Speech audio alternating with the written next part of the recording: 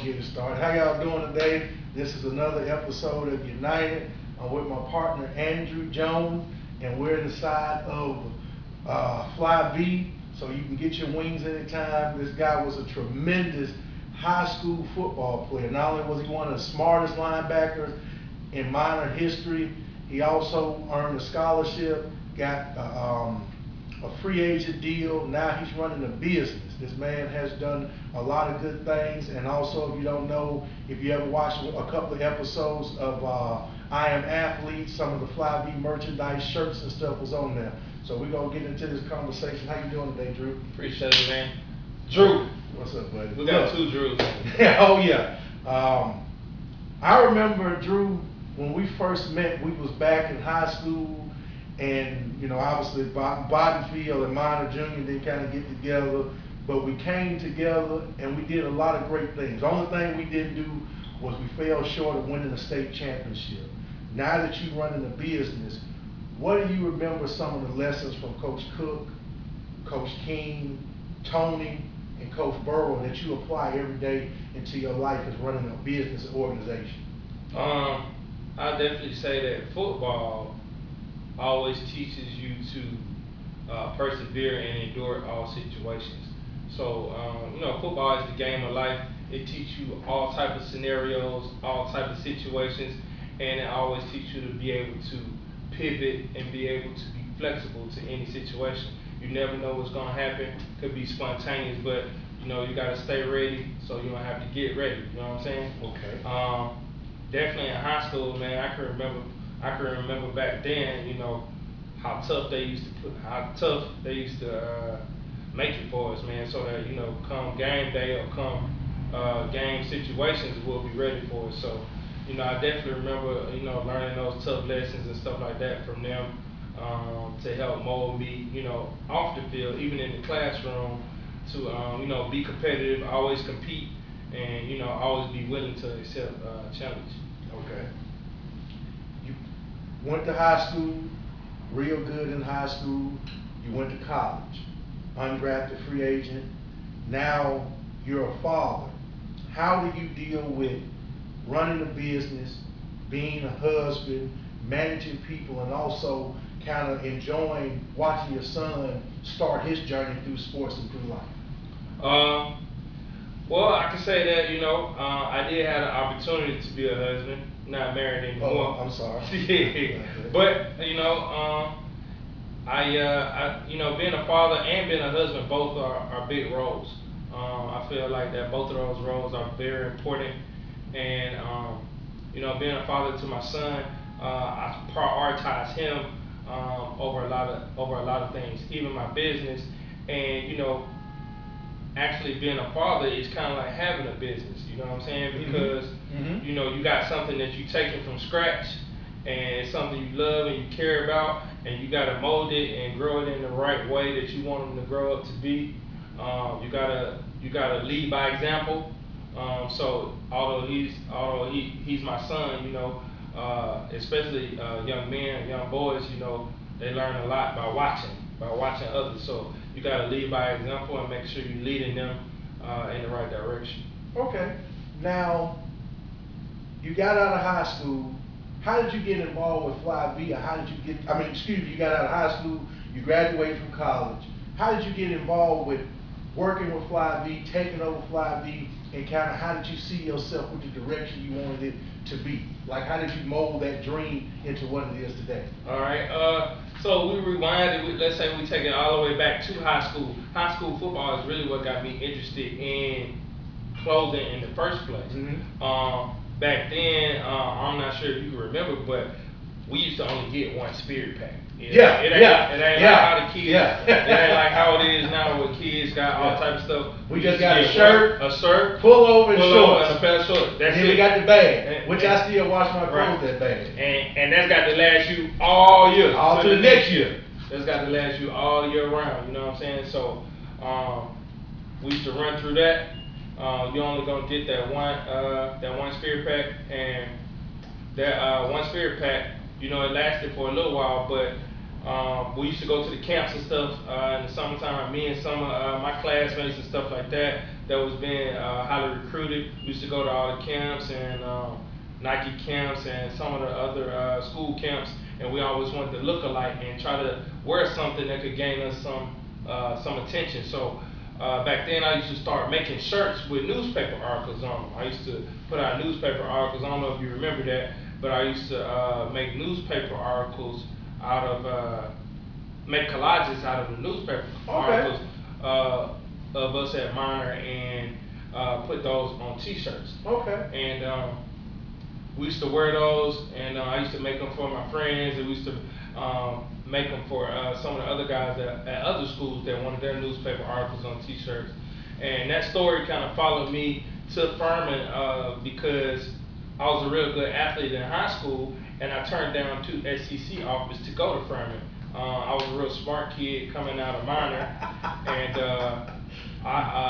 I was leaning more towards Ivy League schools, Naval Academy, and Furman was a diamond in the rough because it had both things of what I wanted. They had a really good liberal arts program, it's a top school in the nation, and they had good football. So I ended up choosing them because they had sort of like the best of both worlds. Okay, can I ask you what 2 SEC programs you turned down? Vanderbilt and Ole Miss. Now Vanderbilt is a very, very kind of Ivy League, like Duke, Ivy League of the South. It is, but they don't have great football. Yeah, I understand it. Okay. But you know, quick story. Bobby Johnson was the coach at the time at Vanderbilt, and he came from Furman. Okay. So that helped me find out about Okay. And now you got Fly V. Like I say, y'all got shirts up, getting ready for the World Game. As you been navigating this journey through your business, what are some of the things that were like early potholes or early hurdles you had to overcome to really kind of get your brand out? I definitely say, like, you know, first starting out, you got to start slow because you're not sure which way it's gonna take you. You got to start slow, but definitely got to overcome most of the same things that any other business have to overcome. Being a minority or black-owned business, you got to overcome a lot of the stereotypes. You got to be able to provide great quality. You know, really being customer service driven. But once you are consistent in putting out that same message over an extended period of time, not just 1 year, not just 2 years, but over an extended period of time where you consistently providing excellent service, excellent quality, and people can learn to expect great quality and service from you, then that kind of helps get you over the hurdle of being looked at or stereotyped as just, you know, another hobby or another quick business, to actually get those serious looks and customers to take you serious as far as providing a great product. Okay. Now, obviously we in Birmingham, Alabama. Our city's going through a stage of violence. What are some of the things you think or would like to see that would maybe curb the violence and kind of help the youth grow in a better opportunity in this city? Because we have the World Games, y'all, so we have a chance for economic impact in our city. And what are some of the things you think you'd like to see that maybe can help the future generations in Birmingham? I think in particularly for young men, I feel like that the young men, the young men need to know there's more opportunities and more things for them to do, you know, outside of just sports. Even though, you know, we all like to play sports and stuff like that, but, you know, kind of let them be exposed to a lot of different things. I know, like, that was one thing that was key for me in high school, is exposure, and I try to do that for my son too. Expose them to a lot of different things, expose them to you know, other opportunities that they may be interested in, things that are outside of their norm that they may be interested in, but they just don't know that that's a path or a career path that they can go down. Even if it's not a career path, it could be something that, you know, just elevates their education or helps get them to the next level. It helps get them to college or help get them to do more positive things. Okay. So, let me ask you this question. What is one of the things the older guys like myself, your guy, me, you, some of the other people in Birmingham can do to help expose our young ones to better opportunities besides sports or entertainment, and not just business, but starting and grow your own company, your own opportunity? What can we do to expose our youth to better opportunities? I think you just gotta let them see it. You know, you gotta let them see it, expose it to them. Try to find, you know, other people that, you know, that's similar to you. You know what I'm saying? I want to pick on Jay for a little bit. We got Jay working in the store, Okay. but he a young football player, just like I was a young football player.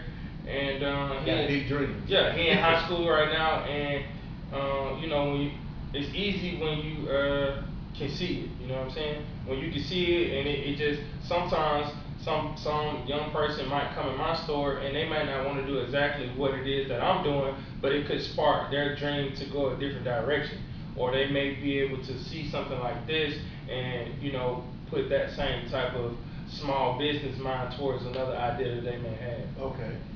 How did you get involved with the partnership or with the World Games? 'Cause I've seen the videos, I've seen the shirt. How did you get involved in helping out Birmingham and trying to make this World Games a special experience for our city and our community? Okay. I'll probably, you know, so, you know, with those type of corporate collaborations, it's usually a long road to get there. It's not just a quick thing, but actually, you know, it was a sequential building type of situation where, the World Games Committee found out about me because of a previous collaboration that I did with Protective Stadium. Okay. And they, I guess they may have read an article about the collaboration that I did with them. Again, that goes back to what we talked about being consistent about providing a certain level of quality and stuff like that, and making sure that your business is legitimate and everything is, you know, easy to collaborate with. Okay. But they found out about me through that collaboration, and they approached me about some of the opportunities that was going to be coming up with the World Games, and offered those opportunities to me. And of course, you know, being a minority-owned business, those type of opportunities don't come around, you know, all the time. So when you do get a chance like that, just like football, you got to be ready to capitalize. Okay. Minority business, very important subject I always talk about, because this is uniting and it's about empowering and inspiring the next generation as well as our generation. As you've been doing this for a while, what were some of the early things you had to go through as far as like maybe financing or trying to not just grow your brand, but what were some of your early headaches when you had Fly V? Now, as far as like financing, like I tell people all the time, you know, the sales is gonna tell you the truth. Okay.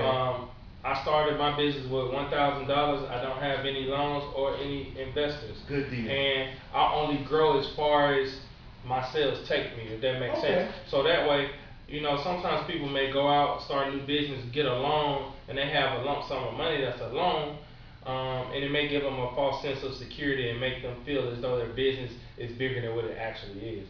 So, Okay. you know, I feel like that when you measure a business based on how it's doing selling wise, especially starting out the first few years, then it kind of keeps you humble and make sure that you are working hard at your business to, you know, get a good gauge of where your business is. Okay. What are some of the things we can expect from the brand Fly V moving forward and into the future as far as clothing or things like that? Because I know, which I'm gonna have the link in the description. Y'all moved from just t-shirts to pants. Now you have suits and joggers. What are some of the things that you have coming in the future? Well, it's definitely an evolution, like you said. Started out one way, but you can't start it all at once. You know, you got to grow and make sure that you are being consistent to get to that level. You can't just start too fast. You don't really want to outgrow yourself. But definitely coming up, definitely want to see more corporate collaborations like Protective and the World Games. That's definitely something that I want to have on my radar for the rest of the year, and definitely starting off of 2023. Okay. But you know, just really more improved quality. You know, Fly V stands for Forever Live Young, and the V symbolizes wellness and empowerment. So all the imaging with Fly V, all the messaging and branding is all positive imaging. There's no negative imaging that goes along to what you were saying about, you know, the youth with violence and stuff like that. So you won't see any shirts that's got, you know, guns or money bags or anything that promotes death with evil caricatures or crossed out eyes or anything like that. That's not the message that we want to put out there. We want to put out a message that you can be positive and you can still be stylish at the same time. Okay. I got a question for you. This is a little quick spin. I want you to tell me, because obviously y'all don't know, me and Andrew played at the same high school around the same time. I graduated a year before him. What is your best memory in high school and your best memory in college, and probably the worst loss you had in either one? The best football memory in high school? Football memory at Modern High School. Best football memory in high school. You know, to be honest, when I think about high school football, I think about us more than anything. I don't even I don't really think about games. It's more practice. I just think about practice. You remember the first time me and you met and you came in the locker room and I had picked you up, and then the next time I thought I was gonna get you slammed. Y'all always go back to that. No. So like, first thing I remember about when we met was my favorite college football player was Peter Ward. Then I won that. You won that. I had number 9 when I was in Bynesfield. Yeah, and I would have got 1, but they didn't have an 18 for average, so I kept 9. So when I got to high school, I had to use older, so I had to switch my number 9. I had to switch my number 9 up, but it worked out because I went with 14, and I played with 14 my whole high school career, and then when I went to college, it flipped over, and I was 41 in college. And then, you know, but that's what I really remember the most about high school. Like, I remember some games and stuff like that, but when I really reminisce and stuff like that about high school, it's practice. You know what I'm saying? Man, it's always some practice with the fellas. Some of the best fun, fun, joking around, fighting, everything. Oh, you know man, we used to have a lot of fun. So what about your best memory about your time at Furman? At Furman, you know, I had a lot of great teammates when I was in college at Furman. Was able to win a lot of games in college. We had a really good football team. But really, you know, in college we played in a lot of big games. You know, played Clemson, played you know, UNC, a lot of big games. But you know, I would go with the same thing with college too. When I think about college, you always think about the guys. When you think about the guys and practice, you think about the locker room. That's really what you miss about football more so than the game. It's kind of like what I try to tell my son too.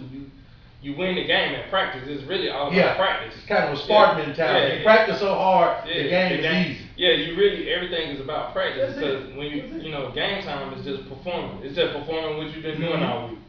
So what about the heartbreaking loss between college and high school? Heartbreaking loss definitely is my last football game in high school. I was there. We lost to Hoover 2 years back to back. My senior year, we thought we had the game. That's kind of like won. Friday Night Lights. We thought we had the game when Stanley took the kickoff return. I'm gonna switch up. I'm gonna say that loss is more disappointing than my senior year. The buck stop here. Yeah. That loss, the 2003 class, which would have been 2002 football season. That loss is probably the worst. We were loaded. We were loaded, man. Yeah. Because if we had to escape that one, 21-17. Yeah. If we had to escape that one, then it would have been easy downhill after that. I always go back, Andrew, and I kid with my boy Chad Jackson all the time. And J. Ray. I don't want to do this to my partner because I got nothing for love for him. I hit my man up and he send me stuff and talk to him, but I always get on D. McClure about what happened in that game, and I'm not going to go into it. I don't even know if you remember, but it's a certain play I get on him, and I don't want to bring that up. But I got all the plays. But I always go back to, man, when you talk about when people play sports in this community, let me ask you this question. Okay, I'm going to give you some names, and you tell me. When I say Bull Brady, Andrew Jones, Brian Gavan, Brian Thomas, and then I say Kendall Hollis and Ladarius Smile and Jeremy May. Yeah. What do you think about them guys when they played linebacker in that purple and white? Hard hitters. Your buddy, I can't forget. That's a dog. Yeah. I was talking to somebody a long time ago, and I'm pretty sure you remember this. I was at work, and I just said one of the memories I remember is Hueytown beat us your sophomore year, my junior year. So we went to Hueytown my senior year, and that was the worst butt chewing we ever got. Clarence took his helmet off. D dove in the end zone. We up like 56-0, And Coach Lumford lending us like we were down by 21. Do you remember that? Yeah, I remember that. Like but we beat came them out hard though. Yeah. We came out hard that game. Because they beat us and laughed at it. And when me and him were talking before this, like losing on Minor Parkway was some of y'all that just did not happen. You didn't come to Minor and beat us, and Hueytown beat us. And so they seniors was talking junk, and we just rolled off the bus, and I'm telling you, it was like 56-0 by halftime. And that's the worst butt chewing I ever got in my life. And we won. And we won. I think it's like 63-0, but okay, that was fun. Now back to as we move forward, you're a business leader. What do you think are some of the things the next generation has to do to start their business? Because a lot of people now are moving away from working for companies or working for corporations, and they're trying to do stuff on their own. What do you see as some of the things that may help somebody in the future be able to start their business, and not just start it, because it's easy to start, but maintain it and be able to keep making money? I think that's easy for the upcoming generation. I feel like it's the instant. They want everything right now. Microwave society. They want everything instantly, and sometimes a lot of the success that you see others have is not overnight and it's not instant. They just see the success, but they don't see the grind. They don't see the day when I used to come up and you and Jarrell was selling shirts out the back of the car. They don't see that y'all was at clubs and selling shirts. Now you got the store. Right. So but not just that though. You still, even to get to that point, you still gotta have the right tools, and you gotta have the right education, and even work experience. Just because you go to work and you're working for someone, that's not bad. You on the job, you getting paid, but you should be learning something while you're on the job. Okay. To translate to your own business. Right. If you're on the job, that's like training one-on-one. These bigger companies have invested millions in training people, marketing, all this type of stuff. So just open your eyes and pay attention. Watch how they have systems. See what systems work good for their company. See what systems don't work great for their company. See who are the company's competitors. How are they lining up against the competition? So just because you're at work doesn't mean that you're just working for them, but you can be learning at the same time. You can be learning things on the job that you can take and apply for yourself as a small business or to whatever idea that you want to create. So I would try to advise people or a younger generation to not move so fast and learn and get all the tools that you think that you need, so that when you are ready to do that, then you have all the tools to help you succeed. Okay. Well, Andrew, we're not gonna hold y'all up. Before I end, I always like to ask these two questions. What are some of your do's and don'ts in business, and what are some of your tips that help you stay humble, hungry, and help you wanting to succeed, and also create not only generational wealth, but economic opportunity? All right, we just say do's and don'ts. Yeah. Do's and don'ts. One for me is don't get fly on your own supply. So that's me all day. Yeah, so, okay. You got to be a business person first. You might have a cool business and all that, but you don't want to be the consumer and the business owner. Your job is to sell whatever product or service that you are trying to provide. So you need to be a business owner first, more so than a consumer. Okay. So that's definitely a don't. Do's is always work hard, always keep a routine. Keep a routine so your routine can, that's like your internal system to help put out results. That way you are providing yourself some type of data to let you know where you are, to let you have something to measure week to week. Am I doing good or am I doing bad? The only way you can know that is if you keep a constant routine. So build whatever routine you got, and once you got that routine, keep that same routine rolling. And then too, if you're spiritual, you believe in God, always involve God in what you do. Make sure that you're praying about your business, praying over your business, and praying for your success. Okay. And what's the other question? Those are do's and don'ts. And what are some of your tips? For your keys to success, and tips, keys for success, or to help you stay hungry. Even if I feel like that comes in different stages. Yeah. Because when you first starting out a 1 year, 2 year business, you got a different drive and a different hunger. Then, you know, it's like football game. Then you get in, you know, second, third quarter, you kind of coasting, and you know, fourth quarter, you got to be able to pull from somewhere that other people not. Yeah. So I always tell people, even if you number one, you gotta train like you number two. You say that. My first time we worked out together, and he was in there hitting it pretty hard. First thing he said, even though I'm the starting linebacker, I'm training like I'm the backup to take the job. Right. First thing he said to me. Even though you number one, you always gotta train like you number two. So never be satisfied or never feel like that what you've done is so big that you can rest or that you can be finished.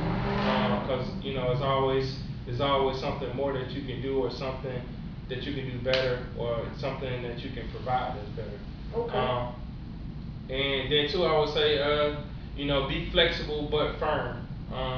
Be able to convey your business and let everyone know what it is you sell or what it is that you provide, and be firm about that. Be intentional about that. And you know, don't let people sway you off of what it is that your idea is. And but you also have to know when to be flexible and know when it's time to shift or pivot in your business, just like we had to do when COVID came.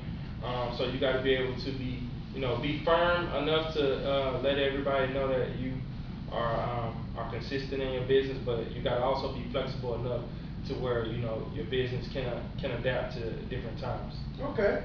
Well, Andrew, we're not going to hold you up no more. This is another episode of United. We're here at Fly V in Birmingham, Alabama. We hope y'all have a great day. Hope y'all learned some of this video that you can apply in your life. And we'll see y'all later. Thank you. Appreciate it.